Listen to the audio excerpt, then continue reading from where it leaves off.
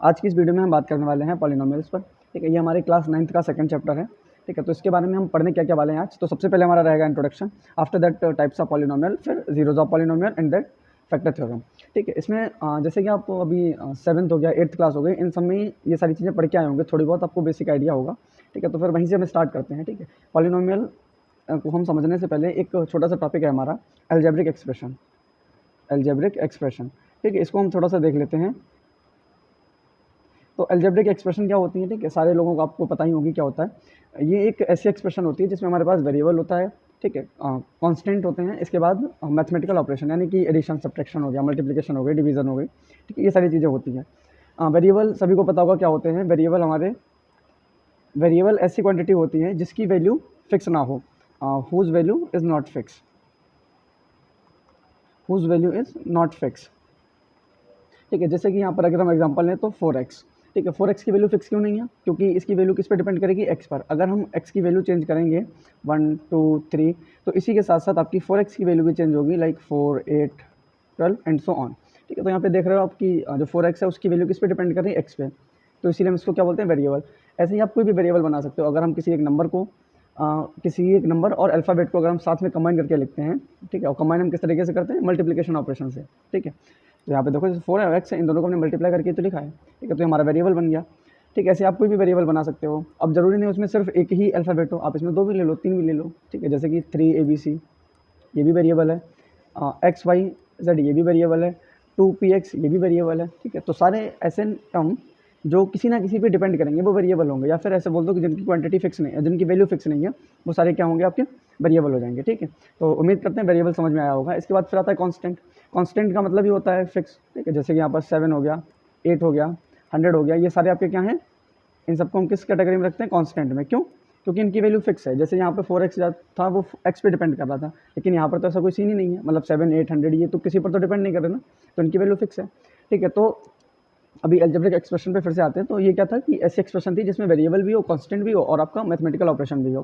ठीक है, एग्जांपल के तौर पे हम यहाँ पर देखते हैं, जैसे कि ये रहा आपका एग्जांपल, हम ले लेते हैं x plus y plus z. ये आपकी क्या है? एक अलजेब्रिक एक्सप्रेशन है, कोई दिक्कत नहीं इसमें। ठीक है, क्यों है? क्योंकि यहाँ पे देखो x y z ये हमारे वेरिएबल हैं और प्लस साइन जो है ये क्या है? एक मैथमेटिकल ऑपरेशन है।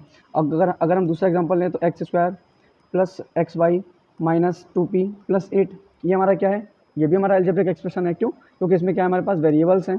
ठीक है, ये माइनस साइन प्लस साइन, ये प्लस साइन, ये क्या है? हमारे मैथमेटिकल ऑपरेशन है। तो ये क्या हो गया? ये भी अलजेब्रिक एक्सप्रेशन हो गई। ठीक है, यहाँ पर ये जो आप देख रहे हो, जैसे कि ये है x और इधर y हो गया, ये आपका z हो गया, ये सारे क्या होते हैं? आपके टर्म्स। इनको हम क्या बोलते हैं? टर्म्स। ठीक है, टर्म को आप ऐसे भी समझ सकते हो कि जो वैल्यूज़ आपकी प्लस या माइनस साइन से सेपरेट की जाती हैं, ठीक है, या सेपरेट हो रही होती हैं, उनको हम क्या बोल देते हैं? टर्म्स बोल देते हैं। जैसे कि अगर यहाँ पर देखो ये हो गया x square plus x y minus 2p plus 8। ठीक, इसमें अगर हम टर्म्स को देखना चाहें तो कैसे देखेंगे? तो सबसे पहले आप देखो कि प्लस या माइनस साइन से कौन कौन सी वैल्यूज सेपरेट हो रही हैं। तो जैसे कि यहाँ पर ये हो गया आपका x square, after that x y, फिर आपका हो गया 2p और इधर हो गया आपका 8। तो ये सारे क्या हैं? आपके टर्म्स हैं। ठीक है, ये आपके क्या हो जाएंगे? यहाँ पर टर्म्स हो जाएंगे। क्यों? क्योंकि इनको हमने प्लस या माइनस साइन से सेपरेट किया गया है। ठीक है, यहाँ पे मल्टीप्लिकेशन के साथ या डिवीजन के साथ कंफ्यूज नहीं होना। जैसे कि यहाँ पर जो एक्स वाई है ये दोनों मल्टीप्लाई करके लिखे गए हैं। ठीक है, तो अब इसको हम एक सिंगल टर्म कंसीडर करेंगे, दो अलग अलग टर्म नहीं। ठीक है, यहाँ पर एक प्लस है, ठीक है, एक्स स्क्वायर और एक्स वाई के बीच में प्लस है, तो वहाँ पर कितने हो गए? 2 टर्म्स हो गए। ठीक है, आगे फिर माइनस 2p है तो एक 2p टर्म हो गया, फिर प्लस 8 है तो एक और टर्म हो गया। तो यहाँ पर टोटल टर्म कितने हैं? 4। यहाँ पर टोटल टर्म कितने थे आपके पास? 3। ठीक है, अच्छा, ये चीज़ें हम क्यों डिस्कस कर रहे हैं? क्योंकि पॉलिनोमियल को पढ़ने से पहले अगर आपके पास इन चीज़ों की जितनी ज़्यादा जानकारी होगी, ठीक है, उतना ही आपके लिए आसानी रहेगी उन चीज़ों को समझने के लिए। ठीक है, एक यहाँ पे टर्म और आता है जिसको हम बोलते हैं कोफिशिएंट। क्या बोलते हैं इसे? कोफिशिएंट। अच्छा, कोफिशिएंट क्या होता है? तो हमारे पास जो भी टर्म होता है या जो भी हमारे पास वेरिएबल है, ठीक है, उसके साथ में जो न्यूमेरिक क्वांटिटी मल्टीप्लाई है। ठीक है, न्यूमेरिक क्वांटिटी, क्या चीज़? Numeric quantity. जैसे कि अगर हम इसकी बात करें, यहाँ पर इस वाले एग्जाम्पल को लेते हैं हम, x square plus x y minus 2p plus 8। ठीक है, तो अगर हम इसमें इस 2p की बात करें, ठीक है, माइनस 2p, ठीक है, अगर इस 2p की बात करें, इसका हम कोफिशिएंट पूछें p का यहाँ पर, तो कितना होगा? -2। ठीक है, p का कोफिशिएंट कितना होगा? -2। क्यों? क्योंकि p के साथ में क्या मल्टीप्लाई हो रहा है? -2। सेम अगर हम यहाँ पे दूसरा एक एग्जाम्पल लें, जैसे इसी की बात करें हम इस वाली एक्सप्रेशन में, कि अगर हम आपसे y का कोफिशिएंट पूछें, ठीक है, क्या पूछें? कोफिशिएंट ऑफ y, तो ये क्या हो जाएगा? तो आपको ये देखना है कि y के साथ में मल्टीप्लाई कौन हो रहा है। अच्छा देखो, कोफिशिएंट में जैसे कि न्यूमेरिक क्वांटिटी भी हो सकती है, या फिर जिसकी हम बात कर रहे हैं, जिसका हम कोफिशिएंट पूछना चाह रहे हैं, तो उसके साथ में जो मल्टीप्लाई में होगा वो उसका कोफिशिएंट हो जाएगा। आप इसको ऐसे भी बोल सकते हो, ठीक है। तो यहाँ पे देखें, अगर हम एक्स वाई, तो एक्स वाई में वाई का कोफिशिएंट कौन होगा, तो वाई के साथ में क्या मल्टीप्लाई हो रहा है, एक्स, तो ये हो जाएगा एक्स, ठीक है। वैसे ही बाकी कहीं पर वाई है नहीं, ठीक है, तो और कोई हमारे पास दूसरा कोफिशिएंट नहीं होगा। जैसे अगर हम इस पहले एग्जाम्पल की बात करें, यहाँ पर x plus y plus z, x plus y plus z. अब यहाँ पे अगर हम coefficient of x, coefficient of y and coefficient of z की बात करें, तो इनको आप कैसे बताओगे। तो देखो, अगर हम एक्स की बात करें तो एक्स के साथ में क्या मल्टीप्लाई हो रहा है, कुछ भी नहीं है। जब अगर कोई भी क्वांटिटी या फिर कोई भी नंबर नहीं लिखा होता है किसी भी नंबर के साथ में, तो हम क्या मान लेते हैं कि वहाँ पर 1 है। जैसे कि ये एक्स है, तो इस एक्स को हम ऐसे भी तो लिख सकते हैं ना, 1 इंटू एक्स, तो वैल्यू तो सेम ही रहने वाली है हमारे पास, ठीक है। तो इसका कोफिशिएंट कितना हो जाएगा, 1। वाई का कोफिशिएंट भी यहाँ पे 1 हो जाएगा और जेड का कोफिशिएंट भी 1 हो जाएगा। अगर हम यहाँ पर मान लो कोई एक एक्स्ट्रा क्वांटिटी ऐड कर देते हैं, मान लो 2r, ठीक है। अब हम अगर r के कोफिशिएंट की बात करें तो वो कितना हो जाएगा, -2, ठीक है, ठीक है ना। तो यहाँ पर कोई डाउट नहीं होना चाहिए किसी भी तरीके का। अब हम आगे एक स्टेप बढ़ते हैं। जैसे अभी हमने पॉलिनोमियल पढ़ा था, देखा था आपने कि यहाँ पे 3 टर्म थे, 4 टर्म थे, ठीक है, 2 टर्म भी हो सकते हैं, कोई बड़ी बात नहीं है, एक अकेला भी हो सकता है जैसे कि 4x, ठीक है। ये भी हमारी एक अलजेब्रिक एक्सप्रेशन है, ये हालांकि वेरिएबल है लेकिन हम इसको बोल सकते हैं अलजेब्रिक एक्सप्रेशन है ये, ठीक है। तो यहाँ पर हम इन अलजेब्रिक एक्सप्रेशन को टर्म्स के बेसिस पे भी हम पढ़ा जा सकता है इनको। जैसे कि अगर किसी अलजेब्रिक एक्सप्रेशन में इफ़ अलजेब्रिक एक्सप्रेशन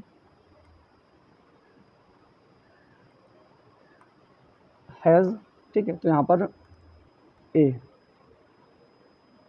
1 टर्म, ठीक है। अगर किसी अलजेब्रिक एक्सप्रेशन में 1 टर्म है तो उसको हम क्या बोलते हैं, मोनोमियल, क्या बोलते हैं उसे, मोनोमियल।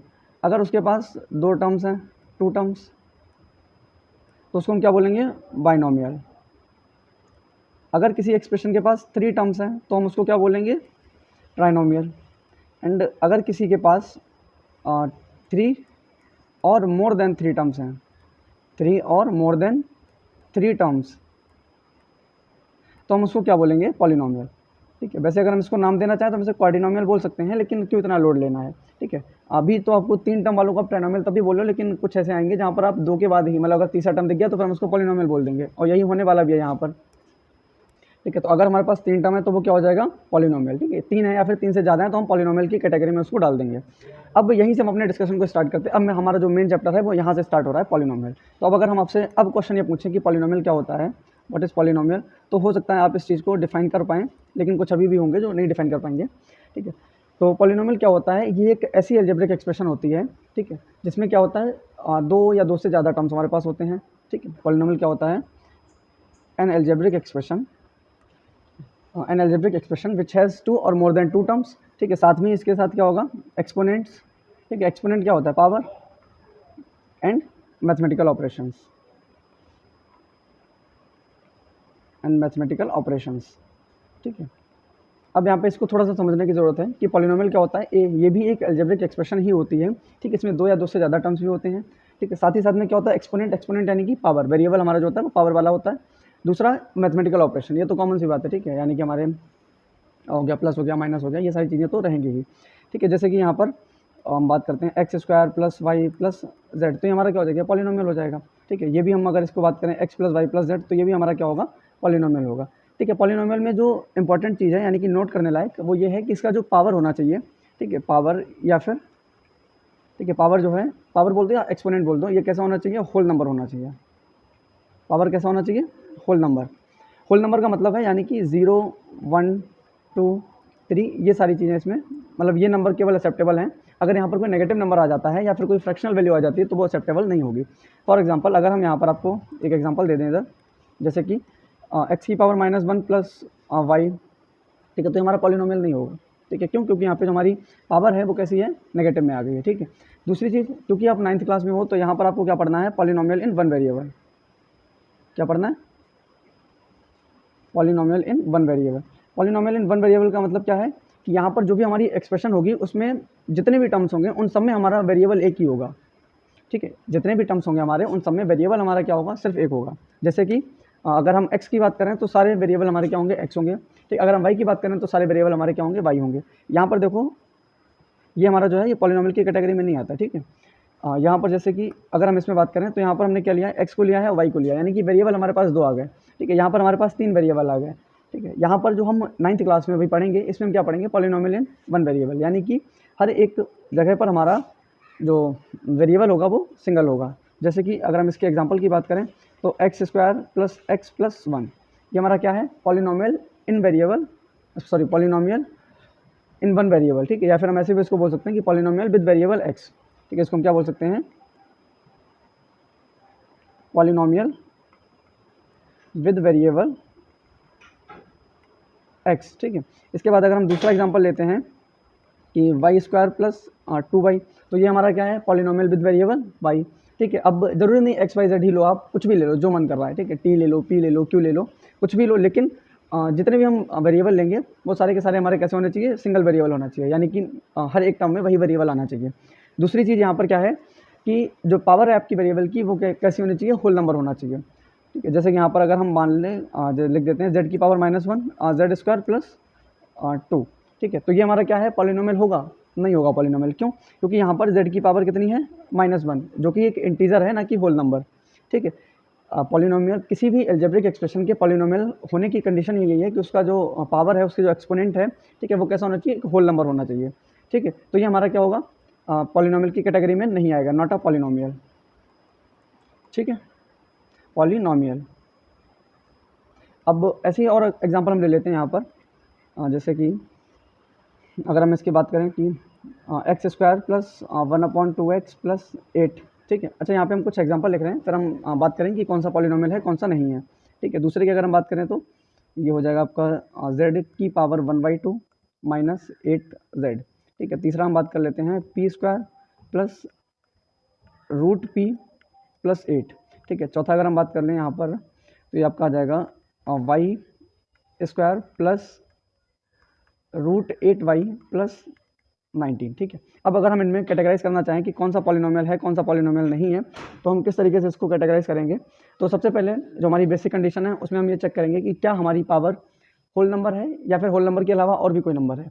अगर पॉलिनोमियल जो हमारी पावर है, ठीक है, पावर अगर हमारी सिर्फ होल नंबर है, ठीक है, तो वो हमारा पॉलिनोमियल होगा। अगर होल नंबर नहीं है तो पॉलिनोमियल नहीं होगा, ठीक है। दूसरी चीज़, यहाँ पर हम कोफिशिएंट को नहीं देखेंगे, सिर्फ पावर को देखेंगे, ठीक है। कोफिशिएंट कुछ भी हो, होल नंबर हो, रेशनल नंबर हो, इरेशनल नंबर हो, डजंट मैटर, यहाँ पे सिर्फ हमें किससे मतलब है, अपनी पावर से मतलब है, ठीक है। तो सबसे पहले देखते हैं पहला क्वेश्चन जो हमारा है, पहला एग्जाम्पल जो हमारा है, x square plus 1/2 x plus 8, ठीक है। यहाँ पे जो हमारा वेरिएबल है, वेरिएबल क्या है, एक्स, ठीक है। यहाँ पर पावर 2 है, यहाँ पर पावर 1 है, आगे तो तुम्हारा कांस्टेंट है, ठीक है। तो 1 और 2 ये दोनों होल नंबर है, ठीक है। तो ये हमारा क्या हो जाएगा, पॉलिनोमियल की कैटेगरी में आ जाएगा, पॉलिनोमियल, ठीक है। अब यहाँ पर कोई मतलब जैसे कि किसी को डाउट हो सकता है कि यहाँ पर तो 1/2 लिखा है, तो ये 1/2 क्या है, ये कोफिशिएंट है ना कि पावर। अगर यही 1/2 पावर में चला गया होता तो हम इसको पॉलिनोमियल के अंदर नहीं रखते। अब यहाँ पर देखो जैसे कि z की पावर 1/2 माइनस 8z, ठीक। अब यहाँ पर देखो जैसे कि इधर तो z की पावर 1 है, यहाँ पर पावर हाफ हो गई। अब हाफ तुम्हारा होल नंबर तो है नहीं, ये क्या है, एक रेशनल नंबर है, ठीक है। तो ये हमारा क्या होगा, नॉट अ पॉलिनोमियल, ठीक है। सेम चीज़ यहाँ पर है, p square plus under root p plus 8। Under root p का मतलब क्या होता है, देखो जो अंडर रूट होती है ये किस चीज़ को डिनोट करती है, पावर हाफ को।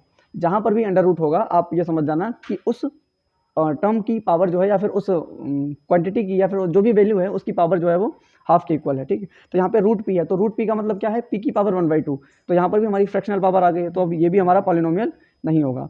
सेम चीज़ यहाँ पर है, y square plus root 8y plus 19, ठीक। अब यहाँ पर देखो कि y की पावर यहाँ पर 2 है, यहाँ पर 1 है, ये जो रूट है वो सिर्फ 8 के ऊपर है, y के ऊपर नहीं है, ठीक है। तो पावर जो है हमारी सारी की सारी कैसी है, एक्सपोनेंट है, सारी की सारी पावर हमारी क्या है, होल नंबर है। तो ये जो हमारा एक्सप्रेशन होगा ये क्या हो जाएगा, पॉलिनोमियल, ठीक है, पॉलिनोमियल, ठीक है। इसी से एक सिमिलर एग्जांपल है, जैसे कि अगर हम यहाँ पे लिख देते हैं Y square root 8y plus 19, तो ये हमारा क्या होता है, ये पॉलिनोमियल नहीं होता। क्यों, क्योंकि अभी जो रूट है हमारा वो सिर्फ 8 तक ही नहीं सीमित रहा है, वो y के ऊपर भी चला गया। अब y के ऊपर चला गया इसका मतलब है कि y की पावर भी क्या हो जाएगी, 1/2 हो जाएगी, और 1/2 यानी कि रेशनल नंबर होल नंबर के सेट से बाहर चला गया है, तो ये हमारा क्या हो जाएगा, नॉट अ पॉलिनोमियल, ठीक है। तो उम्मीद करते हैं ये चीज़ समझ में आई होगी आपको। कोफिशिएंट से हमें कोई मतलब नहीं होता है, सिर्फ हमें मतलब होता है पावर से, जो कि हमारी होल नंबर होनी चाहिए, ठीक है। पावर 0 चलेगी लेकिन नेगेटिव नंबर नहीं चलेगी, कोई फ्रैक्शनल वैल्यू नहीं चलेगी, ठीक है। अब हम आगे बात करते हैं इस पर, रिप्रेजेंटेशन ऑफ पॉलिनोमियल। जैसे अभी हम यहाँ पर बोल रहे थे बार बार, इधर है, हाँ, जैसे कि हमने यहाँ पे लिखा था कि x square plus x plus 1 polynomial with variable x, फिर हमने यहाँ पे लिखा था y square plus 2y polynomial with variable y, ठीक है। तो जब भी कभी हम ऐसे लिखेंगे तो क्या हमें इतना ही बोलना पड़ेगा या इतना ही लिखना पड़ेगा, क्या इसको लिखने का कोई दूसरा तरीका नहीं है, ठीक है। तो आंसर है कि है दूसरा तरीका हमारे पास। पॉलिनोमियल को हम इस तरीके से रिप्रेजेंट कर सकते हैं, पी एक्स ठीक है। पी एक्स का मतलब क्या है कि polynomial with variable x, P bracket में एक्स। अब यहाँ पर इससे हमें क्या समझ में आएगा कि जो भी हम एक्सप्रेशन लिखने वाले हैं उसमें हम वेरिएबल को हम एक्स यूज़ करने वाले हैं, ठीक है। जैसे कि x square plus 3x plus 5, ठीक है, ये क्या होगा आपका पी एक्स, ठीक है। पी नाम दे दो या फिर जी नाम दे दो, मतलब जो भी आपको अच्छा लगता है उस तरीके से हम इसको बोल सकते हैं, बट जो हमारी नोटेशन होती है उसको हम उसमें हम इसको पी ही यूज़ करते हैं, ठीक है। लिखने के लिए अगर हम इसको जी एक्स भी लिख देंगे तब भी कोई फर्क नहीं पड़ेगा, ठीक है, मतलब वही है। नेक्स्ट टॉपिक है हमारा टाइप्स ऑफ पॉलिनोमियल, ठीक है। यहाँ पर हम पॉलिनोमियल को किस तरीके से कैटेगराइज करेंगे, ठीक है। तो सबसे पहले हमारे पास 3 तरीके के पॉलिनोमियल होते हैं। एक तो लीनियर पॉलिनोमियल, ठीक है, लीनियर पॉलिनोमियल। फिर इसके बाद आता है हमारा दूसरा क्वाड्रेटिक पॉलिनोमियल, क्वाड्रेटिक पॉलिनोमियल। और तीसरा हमारे पास आएगा क्यूबिक पॉलिनोमियल, ठीक है, क्यूबिक पॉलिनोमियल, ठीक है। यहाँ पर जो हमने ये इनका कैटेगराइजेशन किया है ये किस बेसिस पे किया है, इनकी पावर के बेसिस पे। यहाँ पर जो हमारा कैटेगराइजेशन है वो किसके बेसिस पे है, पावर के बेसिस पे, ठीक है। पावर बोल दो या फिर एक्सपोनेंट या फिर डिग्री बोल दो, कुछ भी बोल दो, ठीक है। यहाँ पर हमने डिग्री के बेसिस पे इनका कैटेगराइजेशन किया है, ठीक है। डिग्री क्या होती है, जो भी हमारे पास एक्सप्रेशन है, जो भी हमारे पास पॉलिनोमियल है उसकी जो मैक्सिमम पावर होगी, ठीक है। जैसे कि अगर हम यहाँ पर बात करें, ये रहा, ठीक है। अगर हम इसमें बात करें ये T Q plus 8 T square plus 8 T minus 9, ठीक है। यहाँ पर देखो इसके पास पावर 3 है, इसके पास पावर 2 है, इसके पास पावर 1 है, ठीक है। इन सब में मैक्सिमम पावर कितनी है, 3। मैक्सिमम पावर कितनी है, 3। तो मैक्सिमम पावर हमारी जो है वो 3 है, तो हमारी डिग्री कितनी होगी, 3 के इक्वल। डिग्री कितनी होगी, 3 के इक्वल, ठीक है। इन शॉर्ट हम इसको ऐसे भी बोल सकते हैं कि जो डिग्री होती है वो मैक्सिमम पावर के इक्वल होती है, ठीक है। अगर ऊपर वाले की हम बात करें पी एक्स की, तो यहाँ पर x square plus 3x plus 5, तो यहाँ पे पावर क्या क्या है, एक तो 2 है, एक है 1। इन दोनों में सबसे बड़ी पावर कौन है, मैक्सिमम पावर 2 है, तो डिग्री हमारी क्या हो जाएगी, 2 के इक्वल, ठीक है। अब इधर आते हैं, ठीक है। यहाँ पर जो हमने कैटेगराइजेशन किया है वो किसके बेसिस पे किया है, डिग्री के बेसिस पे। डिग्री का मतलब है कि उनकी मैक्सिमम पावर के बेसिस पे। तो सबसे पहले हम स्टार्ट करेंगे यहाँ से लीनियर पॉलिनोमियल से। लीनियर पॉलिनोमियल, लीनियर पॉलिनोमियल क्या होता है, ठीक है। जब भी हमारे पास कभी जैसे कि कोई एक हमें एक्सप्रेशन दी गई है या हमारे पास कोई एक पॉलिनोमियल दिया गया है, मान लो ax प्लस बी, ठीक है। इसमें मैक्सिमम पावर कितनी है, यहाँ पर पावर 1 है। अब यहाँ पर तो कांस्टेंट है, अब कांस्टेंट है तो कोई पावर ही नहीं होगी, पावर होगी तो वो 0 होगी। कांस्टेंट जो होता है अगर हम उसको वेरिएबल बनाना चाहेंगे तो हम क्या करेंगे, जैसे कि b है तो इस b को हम क्या लिख सकते हैं, b x की पावर 0। x की पावर 0 किसके इक्वल होगी, 1 के इक्वल होगी, ठीक है, ठीक है ना। तो यहाँ पर जो आपका है ax प्लस बी, यहाँ पर जो वेरिएबल आपका x है उसकी मैक्सिमम पावर कितनी है, 1। तो यहाँ पर मैक्सिमम पावर हमारे पास कितनी है, मैक्सिमम पावर इक्वल्स टू 1, और यही हमारी किसके इक्वल है, डिग्री के इक्वल, ठीक है। तो हम इस तरीके से ये चीज़ बोल सकते हैं कि अगर हमारे पास डिग्री 1 के इक्वल है तो जो हमारा पॉलिनोमियल होगा वो क्या होगा, लीनियर पॉलिनोमियल, ठीक है। अगर डिग्री 1 है, अगर डिग्री हमारी 1 के इक्वल है, इफ डिग्री इक्वल्स टू 1, अगर डिग्री 1 के इक्वल है तो जो पॉलिनोमियल होगा हमारा वो कैसा होगा, लीनियर पॉलिनोमियल, ठीक है। और उसका जो जनरल फॉर्म है, जो जनरल फॉर्म है वो क्या है, ax प्लस बी, ठीक है। इसका एग्जाम्पल अगर हम देखें तो एग्जाम्पल हो जाएगा 3x प्लस 5, ठीक है। यहाँ पर भी देखो वेरिएबल की मैक्सिमम पावर कितनी है, 1। इसके बाद दूसरा एग्जाम्पल अगर हम ले लें तो 8y प्लस 9, यहाँ पर हमारा y वेरिएबल है, इसकी पावर कितनी है, 1, ठीक है। अब हम दूसरे की बात करते हैं। दूसरा हमारा quadratic polynomial. Quadratic polynomial, quadratic polynomial को हम किस तरीके से डिफाइन करेंगे कि इफ़ मैक्सिमम पावर या फिर डिग्री, ठीक है, मैक्सिमम पावर इक्वल्स टू 2, यानी कि अगर किसी पॉलिनोमियल में हमारे पास मैक्सिमम पावर 2 के इक्वल आ जाती है तो हम उसको किस टाइप का पॉलिनोमियल बोलेंगे, क्वाड्रेटिक पॉलिनोमियल, ठीक है। आगे क्वाड्रेटिक इक्वेशन भी आप पढ़ोगे 9th में ही, तो वहाँ पर भी 9th नहीं, शायद 10th में है, सॉरी 10th में आप क्वाड्रेटिक इक्वेशन पढ़ोगे, ठीक है। तो वहाँ पे भी वो इस टाइप की इक्वेशन होती है जिसकी मैक्सिमम पावर 2 हो, ठीक है। तो क्वाड्रेटिक पॉलिनोमियल क्या है कि जिसकी मैक्सिमम पावर 2 हो। अब एग्जाम इसकी जनरल फॉर्म पहले हम देख लेते हैं। जनरल फॉर्म इसका हो जाएगा ax square plus b x plus c, ठीक है, ax square plus b x plus c, ठीक है। यहाँ पर देखो x की पावर 2 है, यहाँ पर पावर 1 है, और ये तो कांस्टेंट ही है, तो यहाँ पे जो मैक्सिमम पावर है वो कितनी है, मैक्सिमम पावर ये कितनी है, 2 के इक्वल, ठीक है। तो ये हमारा क्या हो गया, क्वाड्रेटिक पॉलिनोमियल हो गया। एग्जांपल के तौर पे इसको हम ले सकते हैं x square plus 2x plus 1, इसके बाद P square plus 3p plus 8, ठीक है। ये हमारा क्या होगा, क्वाड्रेटिक पॉलिनोमियल। सेम इसी तरीके से अगर हम बात करना चाहें क्यूबिक पॉलिनोमियल की, तो अब तक आप समझ ही चुके होंगे कि क्यूबिक पॉलिनोमियल में जो आपका पॉलिनोमियल होगा उसकी डिग्री कितनी होगी, 3 के इक्वल, ठीक है। क्यूबिक पॉलिनोमियल इफ एक second, if degree equals two, ठीक है, डिग्री और मैक्सिमम पावर में कंफ्यूज नहीं होना है, दोनों का मतलब एक ही है। डिग्री अगर हमारी 3 के इक्वल है तो जो पॉलिनोमियल होगा हमारा वो कैसा होगा, क्यूबिक पॉलिनोमियल। इसकी जो जनरल फॉर्म है वो क्या हो जाएगी, जनरल फॉर्म होगी हमारी ax cube plus b x square plus c x plus d, ठीक है। यहाँ पर मैक्सिमम पावर कितनी है, मैक्स पावर कितनी है हमारे पास, ठीक है। तो देख लो ये है 3, ये है 2, ये है 1, और वो तो 0 ही है, तो इन सब में मैक्सिमम कौन है, 3, तो इसकी मैक्सिमम पावर कितनी होगी, 3। अच्छा, अब अगर ये चीज़ समझ में आ गई तो यहाँ पर आप लोग इसको कैटेगराइज कर सकते हो, जैसे कि ये है px, ये px कैसा पॉलिनोमियल है, क्वाड्रेटिक पॉलिनोमियल, क्यों, क्योंकि इसकी पावर कितनी है, 2, और ये जो pt या फिर st हमने बोला था, ये जो है इसमें मैक्सिमम पावर कितनी है, 3, तो ये इसकी डिग्री कितनी होगी, 3 होगी, और इसका जो टाइप हो जाएगा किस टाइप का पॉलिनोमियल होगा, क्यूबिक पॉलिनोमियल, ठीक है। ठीक है, तो ये हमारे हो गए टाइप्स हो गए। अब इसके बाद हम बात करते हैं जीरोज़ के ऊपर कि जीरोज़ ऑफ पॉलिनोमियल क्या होते हैं। जीरोज़ ऑफ पॉलिनोमियल, ठीक है, देखो यहाँ पे एक हमने एग्जांपल ले रखा है पी एक्स, ये किसके इक्वल है हमारा 3x + 3। पी एक्स का मतलब आप समझ ही गए होंगे क्या है कि पॉलिनोमियल विद वेरिएबल x, ठीक है। यहाँ पर x की पावर कितनी है 1, x की पावर 1 है तो ये किस टाइप का पॉलिनोमियल हो गया, लीनियर पॉलिनोमियल, ठीक है। अब इसका हमें फाइंड करना है जीरोज़। तो सबसे पहले ये देख लो कि जीरोज़ होता क्या है। जीरोज़ का मतलब होता है कि वेरिएबल की वो value, that value of variable, that value of variable it which polynomial equals to 0, ठीक है। कहने का मतलब क्या है कि 0 किसी भी पॉलिनोमियल का क्या होगा हमारा कि जैसे कि यहाँ पे हमारा वेरिएबल x है, ठीक है, तो हम x को लेकर चल रहे हैं, ठीक है, x हमारा वेरिएबल है, ठीक है, तो हम x को लेकर चल रहे हैं कि हम x की उस वैल्यू को फाइंड करेंगे जहाँ पर हमारे इस px क्या है 3x + 3, इसकी वैल्यू जो है वो 0 के इक्वल हो जाए। फिर से एक बार कि हमारा जो जीरोज़ होता है पॉलिनोमियल का वो क्या होता है, वेरिएबल की वो वैल्यू होती है जहाँ पर हमारा पूरा पॉलिनोमियल 0 के इक्वल आ जाए, यानी कि उसकी वैल्यू 0 के इक्वल आ जाए। अब इसको हम सॉल्व कैसे करेंगे, जो भी हमारे पास पॉलिनोमियल दिया गया होगा उस पॉलिनोमियल को हम क्या करेंगे 0 के इक्वल पुट करेंगे। जैसे कि यहाँ पर px है, ठीक है, तो px को हमने क्या किया 0 के इक्वल पुट कर दिया, क्योंकि px हमारा 3x + 3 के इक्वल है तो ये भी 0 के इक्वल होना चाहिए, तो 3x + 3 को भी हमने 0 के इक्वल पुट कर दिया। अब 3x + 3 को 0 के इक्वल पुट कर दिया तो हम अपने सिंपल सी ट्रांसपोजिंग जो कि हमने 7th 8th में पढ़ी थी उसके थ्रू हम इसको क्या करेंगे -3 को इस साइड ले आएंगे, ठीक है। 3 हमारा यहाँ पर प्लस का है, जब ये अपनी साइड चेंज करेगा तो इसका साइन रिवर्स हो जाएगा, ठीक है।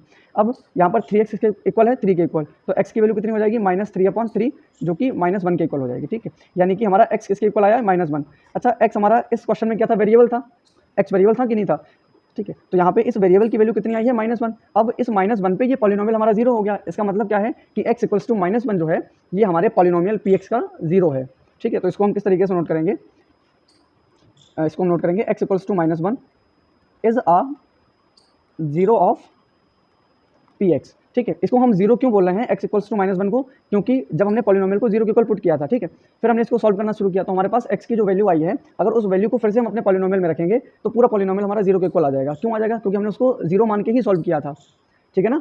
तो उम्मीद करते हैं समझ में आ गया होगा।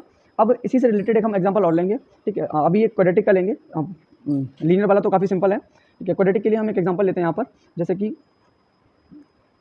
x² - 5x + 6, ठीक है, ये हमारा है मान लो px = x² - 5x + 6। अब इसका हमें जीरो फाइंड करना है। अब हम इसका जीरो कैसे फाइंड करेंगे, तो सबसे पहले हम देखेंगे जो हमारी स्टेप है, पहले हम px को 0 के इक्वल रख देंगे, ठीक है। px को अगर हम 0 के इक्वल पुट कर देते हैं तो हमारा ये x² - 5x + 6 जो है ये भी 0 के इक्वल हो जाएगा, ठीक है। अब इसका हमें क्या करना पड़ेगा, मिडिल टर्म स्प्लिटिंग करनी पड़ेगी। मिडिल टर्म स्प्लिटिंग में क्या होता है, ठीक है, मिडिल टर्म स्प्लिटिंग या फिर इसके फैक्टर कर लो आप, तो इसके फैक्टर आ जाएंगे x - 2 -2x - 3x + 6 = 0, ठीक है। यहाँ पे हमने फैक्टर कैसे किए, देखो जो भी आपका मिडिल टर्म है, ठीक है, मिडिल टर्म का मतलब है x की पावर 1 के साथ का जो कोफिशिएंट है, जैसे कि 5, यहाँ पर 5 हो गया, और जो हमारा कांस्टेंट है, कांस्टेंट हो गया 6। अब हमें ऐसे दो नंबर ढूंढने हैं जिनको हम मल्टीप्लाई करें तो 6 आए, ऐड और सब्ट्रैक्ट करें तो 5 आए। तो ऐसे नंबर कौन है, 2 और 3। अगर 2 और 3 को मल्टीप्लाई करते हैं तो 6 आएगा, 2 और 3 को हम ऐड करेंगे तो 5 आएगा, ठीक है। उन्हीं को हमें 5 को इन्हीं दो नंबर से रिप्लेस करना होता है, जो कि हमने यहाँ पर किया हुआ है। 5 के प्लेस पे 2 और 3 रखा है, ठीक है। जब हम ब्रैकेट हटाएंगे तो ये माइनस साइन की वजह से यहाँ का प्लस साइन जो है वो माइनस हो जाएगा, या एक स्टेप हम और इसमें बढ़ा ही देते हैं, ज़्यादा सही रहेगा, ठीक है। जैसे कि देखो यहाँ पर है x² - 5 के प्लेस पे हमें लिखना है 2 और 3 + 6 = 0। कुछ भी मैंने चेंज नहीं किया, बस 5 के प्लेस पे 2 और 3 लिख दिया है, ठीक है। x² - 2x - 3x + 6 = 0। अब यहाँ से हम x कॉमन लेंगे तो आएगा x - 2, यहाँ से 3 कॉमन लेंगे तो आएगा x - 2 = 0, ठीक है। अब इधर देखो यहाँ पर आ जाएगा x - 2 और इधर आ जाएगा x - 3 = 0, ठीक है। अब दो क्वांटिटी अगर मल्टीप्लिकेशन में है, ठीक है, अगर दो क्वांटिटी हमारी मल्टीप्लिकेशन में है तो उसमें अगर दो क्वांटिटी हमारे पास मल्टीप्लिकेशन में है तो इसका मतलब है कि उनमें से या तो दोनों 0 के इक्वल हैं या फिर कोई एक 0 के इक्वल है, ठीक है। जैसे कि यहाँ पर आपका x - 2 और x - 3 ये 0 के इक्वल है, ठीक है। इसका मतलब क्या है कि या तो x - 2 0 के इक्वल होगा या फिर x - 3 0 के इक्वल होगा। और ऐसा क्यों हम बोल रहे हैं, जैसे कि यहाँ पर देखो अगर हम लिखते हैं 5 × 5 तो आंसर कितना आया 25। अगर हम लिखते हैं 6 × 5 तो आंसर कितना आया 30, ठीक है। यहाँ पर अगर हमारे पास दो नॉन जीरो क्वांटिटी हैं, अगर हम उनका मल्टीप्लाई करते हैं तो आंसर हमें कभी भी जीरो नहीं मिलेगा। आंसर हमें मल्टीप्लिकेशन में दो नंबर का आंसर अगर हमें जीरो चाहिए तो क्या करना होगा, हमें उनमें से किसी एक नंबर को हमें जीरो करना पड़ेगा, या तो हम दोनों को जीरो कर दें, ठीक है, या तो हम दोनों को जीरो कर दें या उनमें से हम किसी एक को जीरो कर दें। तो सेम चीज़ यहाँ पर है, ये दो फैक्टर जो हैं ये मल्टीप्लिकेशन में है, अब इनको जीरो होना पड़ेगा, और ये दोनों क्या है जीरो के इक्वल हैं। अब ये अगर वैल्यू जीरो के इक्वल आ रही है तो गारंटी है इसमें कि इनमें से या तो x - 2 जीरो होगा या x - 3 जीरो होगा। x - 2 जीरो होगा तो x की वैल्यू 2 आ जाएगी, x - 3 जीरो होगा तो x की वैल्यू 3 आ जाएगी, ठीक है। अब यहाँ पे जो 2 और 3 हैं, ठीक है, 2, 3 ये हमारे क्या हैं, जीरोज हैं ऑफ पॉलिनोमियल px, ठीक है। अब एक चीज़ यहाँ पर देखो, जब हमने लीनियर पॉलिनोमियल लिया था, जैसे कि यहाँ पर हमने लीनियर पॉलिनोमियल लिया था 3x + 3 = 0, तो यहाँ पे जो हमारे जीरोस थे वो कितने आए थे 1, मतलब जो नंबर ऑफ जीरोस थे वो हमारे कितने थे 1। ठीक है, यहाँ पे x की वैल्यू माइनस बनाई थी, इसके अलावा कोई दूसरी वैल्यू आई नहीं थी ना। यहाँ पर जब हमने क्वाड्रेटिक पॉलिनोमियल लिया है x square minus 5x plus 6, तो हमारे पास जो नंबर ऑफ जीरोज हैं वो कितने हैं, 2। तो हम यहाँ से क्या कैलकुलेट कर सकते हैं कि अगर हमारे पास कोई एक ऐसा पॉलिनोमियल है जिसकी डिग्री 1 है, ठीक है, और नेक्स्ट पेज पे चलते हैं। If degree is equals to 1, तो नंबर ऑफ जीरोज कितने होंगे,